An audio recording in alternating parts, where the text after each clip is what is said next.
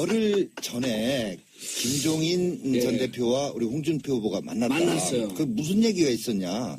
이게 홍준표 후보의 성격상 이걸 감추질 못합니다. 그래서 어제 유세하면서 다 얘기했습니다. 그러니까 상황만 있는 줄 알았는데 태상황이 있더라. 아하. 그래서 결국은 3년짜리 한다고 하더라. 이게 이제 결국은 김종인 전 대표가 만나가지고 한 얘기가 다 나온 거죠. 그러니까 3년만 할 테니까 그리고 바로 이제 개헌 이렇게 할 테니까 같이 한번 저기를 해보자. 이런 얘기인데 저희 쪽은 일관된 입장이 이제 노선이 다르다 이거죠. 그러니까 가치가 다르다. 그래서 우파 가치를 실현하는 단독 정부를 세우겠다. 이게 홍준표 후보의 분명한 뜻이고 저희 자유한국당도 마찬가지입니다. 그래서 사실은 이런 게 되려면 대선 전 개헌 논의 한창 있었을 때 그때 돼서 했으면 모르는데 지금은 이것도 너무 늦다. 그래서 보시기에 이것도 앞서 말씀드린 대로 국민들 보시기에는 이게 뭐 공동정부가 어떻고 뭐 통합정부가 어떻고 이런 적이 있는데 안 후보 측에서 이런 얘기를 하는 거는 몸이 달았나 보다. 지지율 빠지나 보다. 이렇게 뭐 쉽게 이해하시면 될 것 같습니다. 알겠습니다. 자, 이철 의원님 하실 말씀 있죠? 예, 통합정부? 아니, 우선 개혁 공동정부에 대한 얘기를 좀 말씀을 드리고 저희가 제시한 통합정부 얘기를 하고 싶은데요. 저는 개혁 공동정부 안이 일종의 신의 악수다 이렇게 생각합니다. 신의 악수? 네. 오호. 왜냐하면 신도 악수를 두나요? 네, 신의 악수인데 신의 수라 그러니까 제가 신의 악수라고 표현을 하고 싶은데 왜냐하면 이게 이제 안철수 후보가 자유한국당이나 바른정당 지지를 흡수하고 싶어서 이제 이 안을 꺼낸 건데 지금 우리 정영기 의원님 말씀처럼 우선 바른정당에서 거부하고 있는 것이고 자유한국당이 포함되는지 안 되는지에 대해서 김종인 위원장과 안철수 후보 간에 말이 엇갈려요. 앞뒤가 안 맞아요. 근데 역할분담이라고 말씀하셨는데 다음 정부 구성과 관련해서 후보와 그 인선의 책임을 맡은 사람이 딴 얘기를 하면 누가 신뢰하겠습니까? 그건 안 맞는 얘기고요. 또 하나는 이 개혁 공동정부 준비위원장께서 인사 추천을 하겠다는 건데 이거 우리 헌법에 보면은요 내각 추천권은 헌법에 총리만이 할 수 있게 돼 있어요. 재청권이라고 총리의 권한으로 딱 명시돼 있어요. 근데 이거는 당내 기구도 아니고 선대의 기구도 아니고 어떤 근거에서 이 조직이 그걸 할 수 있는지 그러면 김종인 전 대표가 위원장이 총리가 되는 건지 이런 것에 대해서 정리를 안 하고 하면 위헌 논란도 저는 있다고 생각하고요. 또 하나 왜 이런 고민을 하는지에 대해서 이게 과반 의석은 최소한 가져야 되고 180 정도는 가져야 된다는 얘기잖아요. 근데 아무리 계산해도 제 답이 안 나와요. 자유한국당 93석이잖아요. 그죠? 근데 그 탄핵에 찬성한 분 한 30분 빼고 나면 60분이잖아요. 탄핵에 찬성한 분만 대상이라고 그랬으니까 거기 30분 그다음에 바른정당이 한다 그래도 거기 지금 33분. 그다음에 국민의당이 40분. 100석 좀 넘어요. 민주당하고는 뭐 지금 얘기가 안 되는 거고. 정의당하고는 좀 빼보겠다는 거니까. 그 뭐 얘기가 안 되죠. 그다음에 그거는 인위적 정계 개편을 대놓고 약속하는 사람은 지금까지 없었어요. 그리고 여기 정의당이 가도 많이 잡아야 100석에서 110석이에요. 아시다 당초 과반수도 안 되고 180은 택도면 얘기예요. 그 아예 실효성이 없는 구상을 왜 합니까? 그러니까 제가 신의 악수라고 얘기하는 거예요. 알겠습니다. 이용호 의원님 반박. 아무리 선거 때지만 선거 때 좀 너무 폄하를 하시는 것 같은데 그래도 조금은 뭐 저렇게 평가할 부분도 있을 것 법한데 폄하 당하신 분 치고 좀 잘하시네. 그런데 사실 지금 민주당 아까 말씀하셨는데 민주당은 당연히 다음에 협치를 하게 되면 아마 협조하지 않겠어요? 협조할 생각이 있는 거 아닙니까? 당연히 안 한다면서요. 민주당 내 패권 세력이 하면 그 친문의 일부를 얘기하는 것이지 저는 과거에 친문이 거의 대부분이라 그러지 않았어요? 이철이 우리 의원님 친문입니까? 저요? 네. 지금 친문이죠. 친문 패권에 해당하는 겁니까? 저는 패권을 느껴본 적이 없어요. 그러니까 만일 우리가 볼 때 본인이 친문 패권이라고 생각하는 사람 적어도 그건 뭐 그 구별이 어느 정도 되고요. 두 분이 그래서 따끈하고 좋아지긴 하네. 아니 그래서 계산 이렇게 해보자. 제가 좀 들었어요. 지금 안철수 후보가 대통령이 되면 지금 정당의 의석 의미 없습니다. 지금도 다른 당에서 사실은 오겠다는 의원들이 있습니다. 그런데 저희는 선거 전에는 그런 인위적인 그런 것을 안 하겠다 그래서 지금 안 한다고 그런 것인데요. 그 다음에 이루어지는 것은 인위적인 정계 개편이 아니라 자발적인 정계 개편이다. 라고 생각하기 때문에 지금 의석에서 뭐 이렇게 뭐 누구는 어떻고 이런 정도 가지고는 그 얘기하기 어렵고요. 그런 차원에서 대통령 권력을 가진 사람이 그 권력을 동원해서 정계 개편하는 거는요. 적폐 중에 적폐예요. 아니 그렇지 않다니까요. 그걸 어떻게 공헌을 저기로 합니까? 오겠다는 분.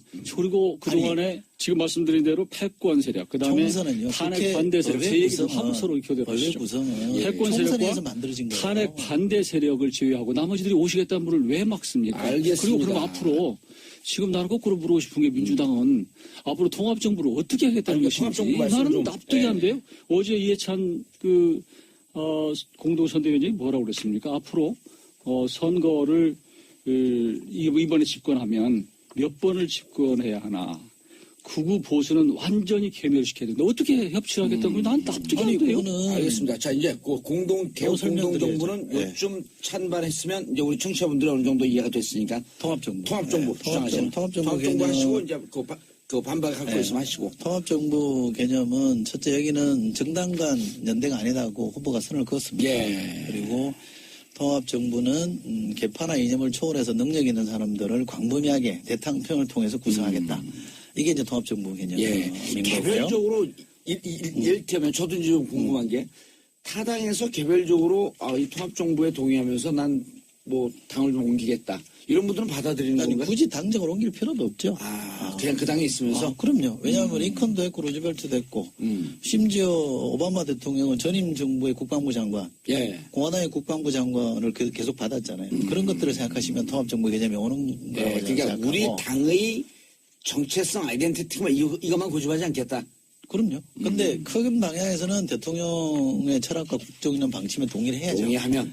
그거 없이는 같이 할 수 없는 거잖아요. 그런 예를 들어 정영기 의원님이 이제 뭐 여기 나왔고 좀 싸우지만 싸우고 이제 선거 다 끝났어. 딱 보니까 저 철학이 선거 때는 아닌 것 같아. 자세히 봤더니 좀 괜찮은 것 같아. 그래서 정영기 의원님이 이 당에 있으면서 나 통합정부에 같이 하겠다. 그럼 어떻게 하는 거예요? 당을 옮기려는 거야? 아니면 그냥 장관을 시키는 거야, 바로? 아니, 원론적으로 내각 참여는 열려 있는 거죠. 누구라고 제가 특정하는 거는 제 권한이 아니고 아마. 아니, 저는 제 마음이니까 이제 한번 특정해봤어요. 정영 의원님. 말씀 끝나면 좋죠. 아니, 이거 좋은 제안이에요.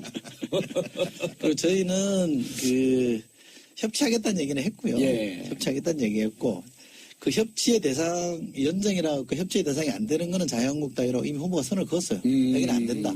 그리고 바른정당은 변화하는 걸 조금 더 지켜보겠다 이렇게 얘기했고 예. 기본 전제가 하고 있는 거는 저희 당과 국민의당과 정의당이 일단 손을 잡고 가자. 협치하겠다. 예. 그래서 3+1 여기서 바른정당이 오면 3+1이 되는 거고.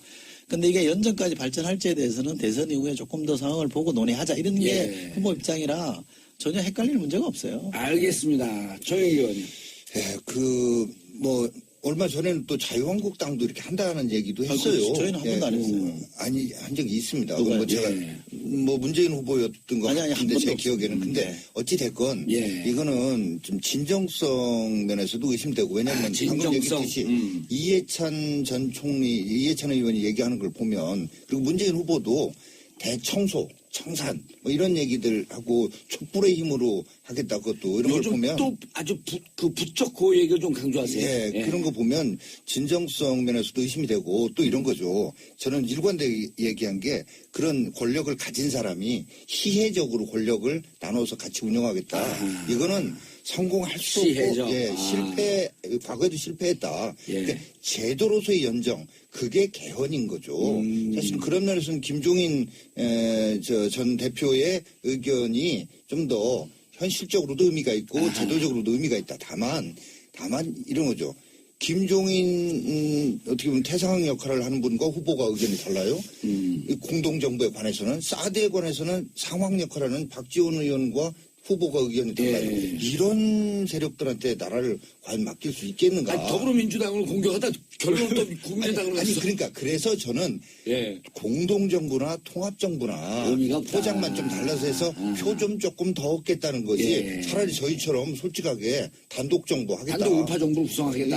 이게 더 솔직한 거 아닌가? 알겠습니다. 자. 자, 이용호 의원님. 네. 지금 이제 우리 정윤규 의원님이 통합정부나 공동정부나 이 진정성이 없다. 양쪽 다. 의심이 굉장히 많으신 것 같은데. 아니, 일단 오늘 모두는 모두각입니다. 아니, 제도적인 개헌을 하자고 하는 거는 좋다니까. 아니, 제가 말씀 아까 드렸잖아요. 예. 책임 총리를 한다는 것은 굉장히 의미가 있는 겁니다. 지금 사실 우리 헌법도 지금 사실 내각 재진 요소가 있는데 대통령이 제왕적으로 운영을 해온 거예요.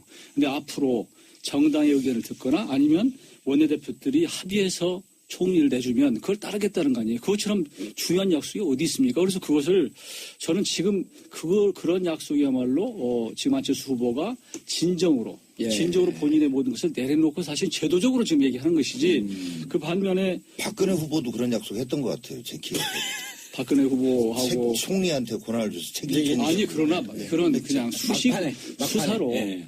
우리 정인규 후보, 정인규 후보님 말씀하신 그런 그 수사로 5년 되면 또 후보 돼요. 수사로 얘기하는 것과 그냥 립서비스로 얘기하는 것과 지금처럼 구체적인 로드맵을 제시한 것은 전혀 다르다는 말씀을 드리고 싶고요. 지금 오히려 지금 민주당의 문 후보께서 말씀하시는 말로는 계파와 이념을 초월해서 하겠다. 그러면 이념이라는 게 극우 보수도 포함이 되는 것인지. 안 한다고 선을 그었어요. 아니, 그러니까 아니요. 선을 그었어요. 지금 말씀하시는 게 계파와 이념을 초월해서 구성하겠다. 이게 아까 조금 전에 이채동께서 말씀하셨거든요. 자유한국당은 안 한다고 선을 그었어요. 그러면 예를 들어서 보수는 안 한다고 말씀하시는 게 맞죠. 아니 그 보수가 아니 저는 개혁적 보수가 왜 합리적 보수라고 표현을 했죠. 그러니까 그를 반복이 됐으니까. 모든 걸 소화해서 한다는 적절치 않고 그다음에 지금도 이제 사드처럼 차기 정부에 넘겨주면 그냥 통합정부를 구성하겠다는 그것도 역시 수사. 자 이렇게 생각하면 전략적 모호성만 갖고 죄송합니다. 간단하게 하시고 말 끄는 게 아니면 지지율이 빠져서 급하게 들고 나온 게 진정성이 있습니까? 단독 집권이 가능한 후보가 1등 후보가 들고 나온 게 진정성이 있습니까? 당연히 후자죠. 지지율도 약간 초판에는 너무 벌어졌잖아요. 두 분이 이렇게 얘기했잖아요. 지지율과 현장 분위기는 또 별개 문제죠. 아니 그러니까. 자, 알겠습니다. 이제 곧좀 하시고 캐비넷 얘기가 나와요. 그래서 안철수 후보 측 아까 이제 제일 먼저 얘기하셨어. 국회의 국무총리를 국회 추천에 따르겠다는 입장이 있고 그 다음에 홍준표 후보는 초대 내각을 의원 중심으로 꾸리겠다라고 말씀하셨죠. 문 후보님은 국무총리로 비용남 출신 인사를 발탁하겠다. 자, 요거 하고 그런데 들어가기 전에 시간은 많지 않은데 인수위원회는 원래 어떻게 꾸리는지 그리고 이번 같은 경우는 인수위원회를 잠깐이라도 꾸릴 수 있는지 없는지 간단히 설명해 주시고. 그래서 지난번에 그 인수위 문제 가지고 이제 국회에서 논의를 했었습니다. 그래서 인수위의 활동 기간을 지금은 30일까지 대선 이후에도 할 수 있는데 그걸 45일까지 좀 늦추자라고 하는 얘기가 있었는데 결국은 그게 합의가 안 돼서 그냥 그대로 30일까지는. 그러니까 원래는 인수위라고 하는 것은 정상적으로 치러지는 대선에서 꾸려지는 것이거든요. 준비하는. 그러나 이제 왜 대선 이후에도 30일까지 하게 되겠냐면 끝나고 나서도 여러 가지 이제 마무리도 하고 보고서도 써야 되기 때문에 그런 것을 아마 해서 30일을 뒀는데 이번은 그걸 이제 법적으로 추가로 이제 손 안 댔기 때문에 30일까지 할 수가 있습니다.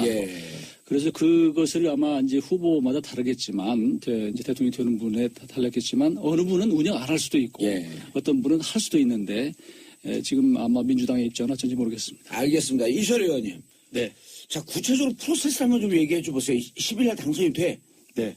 그럼 그때부터 총리, 장관, 비서실 이런 등등을 어떻게 하는지 말들은 많이 하는데 정리가 잘 안 돼요. 순서로 보면 우리 헌법에 보면 그 장관 추천권은 재청권은 총리한테 있으니까. 총리. 그럼 총리부터. 인수위원회가 30일 뜨면 인수위원회하고 총리 현재 현행 내각하고 같이 가는 건가요? 그게 이제 고민스러운 대목이죠. 원래 인수위가 뜨면 그 인수위법에 보면 당선자가 국무총리 후보자를 지명하고 그 지명된 사람이 장관 추천할 수 있게끔 허용을 해놨거든요. 그거를 원용을 하면 대통령 되고 나서도 30일 동안을 만약에 총리를 지명을 하면 그 사람이 장관을 추천할 수 있는 권한이 있다라고 해석할 수도 있는 거고 또 다르게 만약 그건 아니다라고 해석할 수 여지가 있는 거라. 되자마자 좀 우당탕탕 하겠네요. 그럴 수 있죠. 근데 순서는 어쨌든 총리 후보를 지명을 하고 그 총리의 제청을 받아서 대통령이 장관을 임명을 해야 되는 것이고 그러면 이제 총리 인준하는 청문회를 거치고 장관들은 상임위를 통해서 장관 청문회 거치고 해서 다 되는 거기 때문에 비서실은 바로 꾸릴 수 있는 그렇죠. 거죠. 거기는 뭐 인정 절차가 없으니까 되는 거니까. 그 부분에 관련해서 제가 질문을 드리고 싶은 게 뭐냐면 안철수 후보는 대통령 되면 그 다음날 기존 장관들 다 자르겠다 그랬거든요. 다 사표받겠다 그랬어요. 그럼 국무회의를 못 해요. 그걸 못 하게 하겠냐 그랬더니 차관들로 구성해서 국무회의 하겠다라는 거예요. 차관들로는 국무회의가 안 돼요, 우리 법상. 그러니까 그것도 제대로 직무대행도 안 돼요. 차관이 그러니까 직무대행이 장관이 전체 장관 국무위원 중에 몇 명 이상 있어야 됩니다. 근데 다 사표 받아버리면 구성이 안 돼요. 그러면 장관 임명될 때까지 공백기인데 그동안 그건 뭐 놉니까? 여기서 이게 너무 깊숙이 들어가는 게 복잡하고 맞아요. 그러니까 이런 거죠. 명백하게 법령에 정해진 거에 충돌하지 않는 한은 대통령 당선자가 이제 바로 대통령이죠. 대통령의 뜻을 최대한 존중해서 법 해석도 하고 이렇게 해야 되겠어요. 자, 그 잠깐만 얘기하시고 그 뭐 큰 논쟁거리 아니니까. 우선 총리 지명자가 그 장관 국무위원을 제청할 수 있느냐 하는 부분은 사실은 그 법보다 위에가 있는 게 이제 헌법 아니겠어요? 헌법에는 반드시 총리하도록 되어 있기 때문에 사실 지난번에 인수위법은 이걸 손을 보려고 그랬던 거거든요. 결국 손을 못 봐서 어차피 위원이 되지 않도록 지금 황교안 총리가 할 수밖에 없는 구조다. 이게 이건 뭐 이론이 없는 것 같고요. 다만 우리 안철수 후보께서 장관을 바로 이제 사표를 받고 차관하겠다는 것은 우리 이철 의원 말씀하신 대로 그런 문제가 있습니다. 그래서 다만 회의는 국무위원회 할 수 있지만 그러나 그 어떤 그 법안을 이나 정책을 어떤 결정하고 하는 권한이었기 때문에 그런 문제가 좀 있을 수 있다는 지적이 있고요. 그래서 이번에는 누가 되든지 간에 상당한 혼란 기간이 불가피하고 그 혼란 기간을 줄일 수 있도록 하여튼 노력할 필요가 있다고 알겠습니다. 비영남 출신. 네, 그 혼란을 줄이려면 우리 정영기 의원님처럼 대통령의 뜻을 존중해서 국무총리 후보자가 장관 추천할 수 있게끔 제청할 수 있게끔 해주는 게 저는 취지에 맞는 것 같고요. 그거 가지고 또 탄핵하자고 안 되죠. 그렇죠. 어쨌든 제일 중요한 게 시작하자마자 5월 10일 딱 되면 국무총리와 비서실장은 일단 임명을 해야겠네. 그럼요. 그다음에 청와대 대변인 입이 필요하니까. 그렇죠. 어떤 정부의 상징이 사실은 총리와 비서실장이에요. 그렇죠. 알겠습니다. 가장 중요한 자리. 8111님, 대한민국 30대 여성입니다. 얼마 전 취객기차 안테나를 뽑아서 터널만 들어가면 봉주 오빠 목소리가 사라져요. 투표 잘해서 개표 끝나면 기분 좋게 한잔하고 싶어요. 나오신 모든 분들 마지막까지 힘내주세요. 봉주 오빠, 더 러브, 미투. 자, 왜 이걸 제안했는지 각 당에 지금 제안한 내용들을 우리 청취자분들에게 소개시켜줘야 되거든요. 아직 결정 못한 분들이 저런 게 난 더 좋다. 저 더 의미 있다 해갖고 표가 움직일 수 있는 거예요. 방송하고 그러는데 표가 안 움직인다? 그럼 할 이유가 없는 거지. 왜 비영남 총리? 저희가 이제 통합정부를 얘기했기 때문에 이 정부의 통합성을 유지하려면 여러 가지 분열이나 이 갈등을 해소해야 되잖아요. 우리 사회 가장 해묵은 과제가 지역 분열이에요. 지역 갈등이잖아요. 그러면 대통령이 영남이면 총리는 비영남에서 뽑고 하는 이 조합은 역대 정부가 다 했던 방식이에요. 그런데 보도에 따르면 호남 출신이라고 찍은 것도 있고 아니면 그냥 비영남까지만 얘기했다라고 하는 건데 비영남까지만 비영남까지만. 그러니까 호남 가서는 호남 출신 하겠다라고 명시적으로 얘기는 안 했어요. 알겠습니다. 네, 보도에 따르면은 이제 과거에 호남 총리 얘기를 호남에서 했다는 거 아니겠습니까? 뭐 그 허위 보도가 아니라면. 근데 이제 이런 거죠. 섀도우 캐비넷 얘기와 관련해서 득실이 다 있는 거잖아요. 그러니까 왜 의원 중심으로 꾸리겠다고 그랬어요? 그 얘기 조금 더 하고요. 그래서 의원 중심으로 꾸리겠다는 이런 정도의 원칙은 얘기할 수 있지만 구체적인 사람을 얘기하게 되면 득도 있지만 실도 있으니까 원래 호남 총리 얘기다 비영남 총리를 좀 모호하게 해서 더 많은 사람들이 되게 여기 거론되는 분들이 욕심이 무지하게 많은 분들입니다. 자기 안 되면 바로 돌아서는 분들입니다. 뭐 이러니까 거론되는 분들이 있어요? 있잖아요. 보면 지금 언론에서 쭉 나오지 않습니까? 벌써 명단이. 이분들이 안 되면 바로 다른 진영으로 옮기는 이런 분들이기 때문에 이게 후보 입장에서는 이게 밝히기가 어려울 겁니다. 그런데 저희 홍 후보가 의원 중심으로 하겠다는 것은 앞서 인수위 얘기도 나왔지만 이번에 인수위를 이렇게 꾸리지 못하고 내지는 30일만 당선된 이후 꾸려야 되니까 그리고 인사청문회를 해야 되는데 인사청문회 할 때 그나마 쉽게 정하는 게 의원이 이미 검증이 됐으니까. 그렇죠. 국민한테도 검증이 되고 국회에서 검증되기가 좀 쉽다는 이런 것도 있고 이런 거죠. 앞으로 분명히 분권형 대통령제로 저희는 가려고 하는데 그러면 내각 책임제적, 의원 내각제적 요소가 강화됩니다. 그렇죠. 그거에 대한 일종의 뭐 시험 가동, 선 운영. 그렇죠. 의원내가 되면 이제 의원들이 장관직을 맡는 그렇죠. 거니까. 그 우리 국민들께서 국회의원이 장관까지 맡아 이 나쁜 놈들, 도둑놈들 이렇게 생각하시는 분들 많아요. 근데 사실은 그게 왜 저는 같은 의원끼리도 그 의회를 이 비하하는 분들 보면 참 이해할 수가 없습니다. 예. 국민의 대표자를 국민의 그 다 쓰레기로 이렇게 매도하면 언론에서도 그럼 국민들 뭐가 됩니까? 그래서 그럼 뭐 우리 오늘 토크가 쓰레기 토크야? 그러니까 말이에요. 그래서 의원이 내각에 들어가서 일을 하게 되면 이런 장점이 있구나 하는 것도 보실 수 있도록 할 필요도 있다라는 그런 의미도 있습니다. 알겠습니다. 아까 말씀을 하셨는데 조금 더 설명해 주시죠. 국회에서 추천을 받겠다. 네. 예. 국회에서 추천받겠다고 하는 것이 협치를 위해서. 그러니까 모든 그 재정당들이 참여할 수 있도록 하면서 동시에 나중에 책임도 같이 나누겠다. 이런 정도는 돼야지 협치가 당연하죠. 협치가 되지 않겠냐 이런 말씀을 드리는 것이고요. 지금 김종인 전 대표가 이제 여러 가지 구상하고 있는 것은 일부에서 안철수 후보 우리 국민의당이 좀 의석이 작아서 좀 걱정이다. 이러니 과연 안정적으로 끌어갈 수 있느냐라는 여러 가지 지적이 있어서요. 그래서 미리 누군가는 밖에서 적어도 국민의당이 이런 정도의 그림을 가지고 가면 안정적으로 끌어갈 수 있다는 것을 지금 제시하는 그런 상황입니다. 알겠습니다. 자, 우리 청취자분들 함께 하시죠. 샵 1035 단문 50원 장문 100원 문자 보내주시고요. 자, 버스 기사, 택시 기사님들 대환영입니다. 주부님들 대환영하고요. 다만 운전하시는 분들은 반드시 정차하시고 문자 보내주시기 바라겠습니다. 자, 이런 분들 계시면은 저희가 마음이 따뜻해져요. 1822님, 태국에 있는 우리 딸 2시간 30분 차 타고 와서 사전투표했다고 하더군요. 와, 잘하셨네. 예, 며칠 전에 인도에 계신 사진도 나왔던 분이 1박 2일 동안 버스 타고 비행기 타고 해서 투표를 했다라고 하는 이런 거 보면 우리 정치하시는 분들 정말 잘해야 될 것 같아요. 예. 자, 8277님. 누가 대통령이 되든지 취임 초기에는 정파를 떠나서 서로 도와서 잘 좀 해주셨으면 좋겠습니다. 자, 이른바 이제 이게 허니문 표현이던데 좀 이렇게 좀 됐으면 하는 바람. 네. 자, 정수열님. 청산도에 놀러와서 친구랑 듣고 있어요. 근로자의 날, 나라 위해 다들 고생하시네요. 화이팅. 세 분 국회의원들 격려 문자입니다. 고혜안님, 아들이 백혈병으로 투병 중이래요. 중이라 병원에서 듣고 있어요. 완치 단계라 다행이고요. 아이들 미래를 신경 쓰는 분이 대통령이 되셨으me요. 고은참 화이팅 해주세요. 자, 제가 고은찬하고 여기 의원님들 화이팅 한번 하는 겁니다. 그러면 바로 완치되는 거예요. 네. 자, 고은찬! 화이팅! 아싸, 안 맞았어요. 다시 한 번. 그것도 안 맞으면 어떻게 세 분이. 협치가 잘. 예. 고은찬! 화이팅! 좋습니다. 네. 아드님 꼭 완치되시기를 정봉주의 정치쇼에서 기원하고, 제가 기원하면 봉도사님이니까 우주의 기운이 다 도와줄 겁니다. 자, 이철 의원님.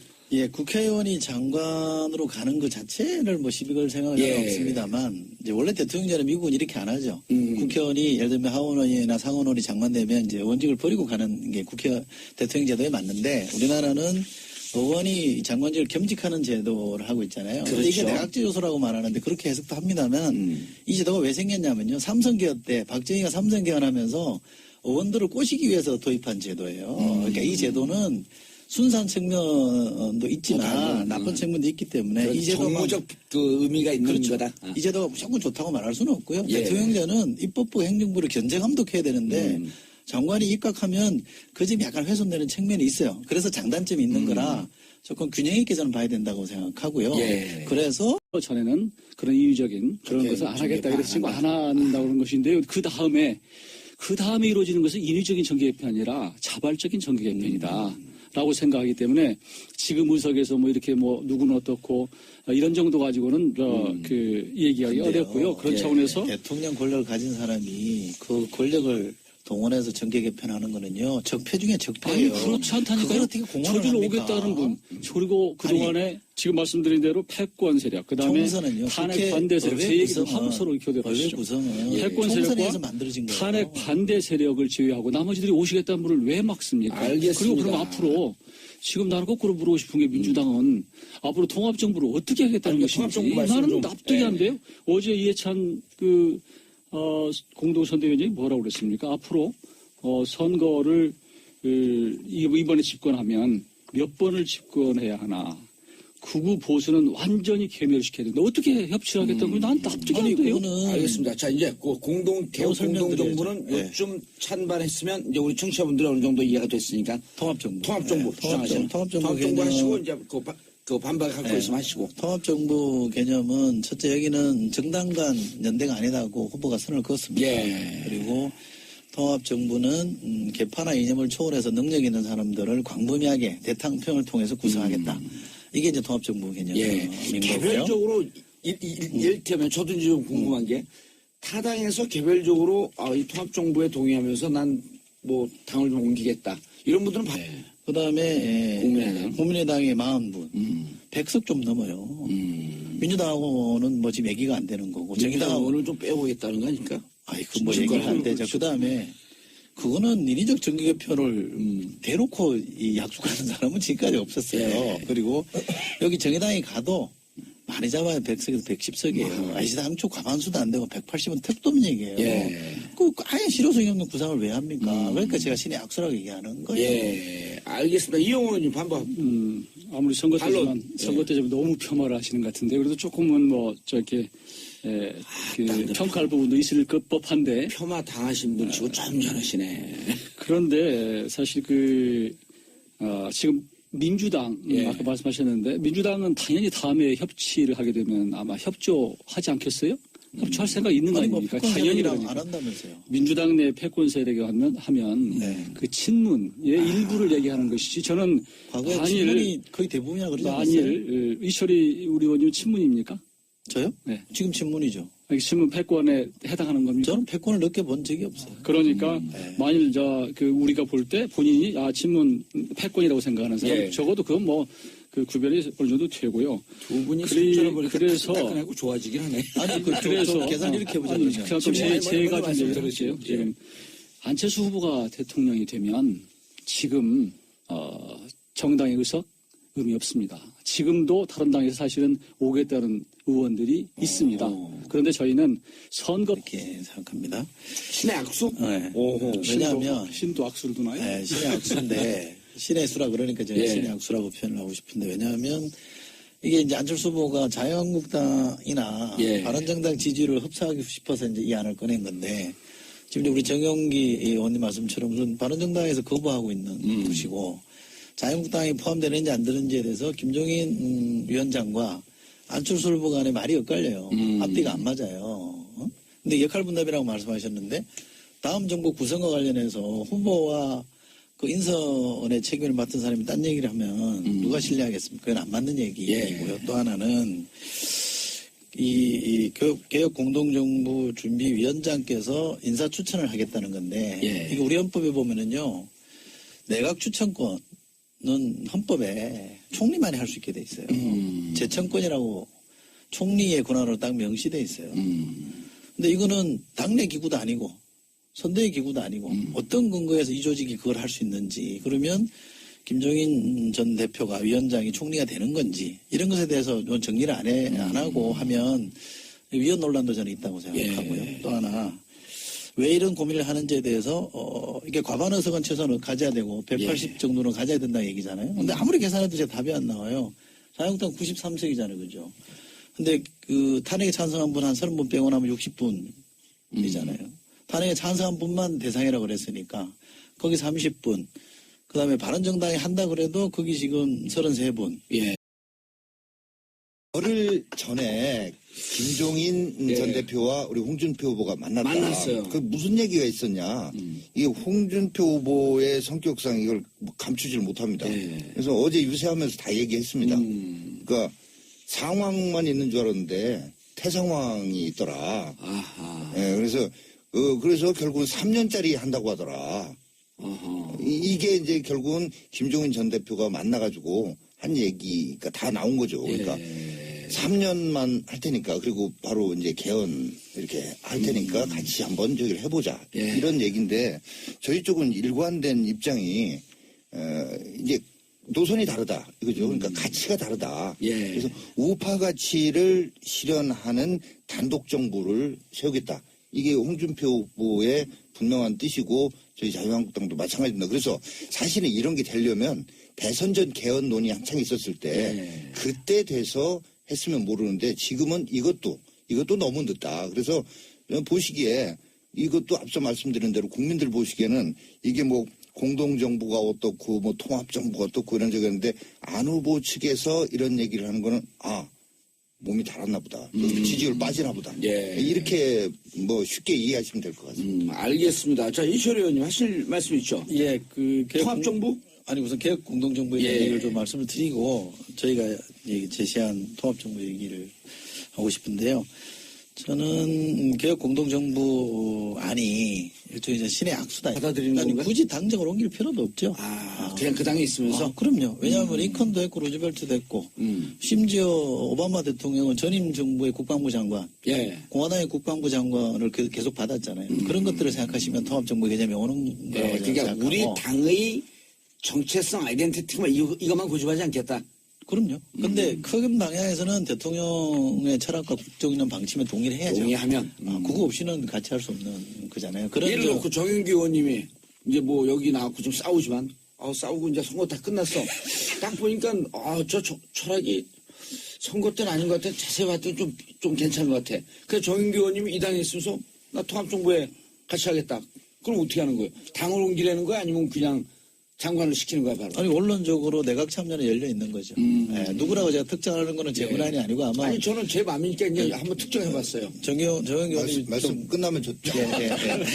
아니, 이거 좋은 제안이에요. 그리고 저희는 협치하겠다는 얘기는 했고요. 예. 협치하겠다는 얘기했고, 그 협치의 대상, 연정이라 그 협치의 대상이 안 되는 거는 자유한국당이라고 이미 후보가 선을 그었어요. 여기는 안 된다. 그럼 바른정당은 변화하는 걸 조금 더 지켜보겠다 이렇게 얘기했고 예. 기본 전제하고 있는 거는 저희 당과 국민의당과 정의당이 일단 손을 잡고 가자. 협치하겠다. 예. 그래서 3+1 여기서 바른정당이 오면 3+1이 되는 거고. 근데 이게 연정까지 발전할지에 대해서는 대선 이후에 조금 더 상황을 보고 논의하자 이런 게 예. 후보 입장이라 전혀 헷갈릴 문제가 없어요. 알겠습니다. 정영기 의원님. 얼마 전에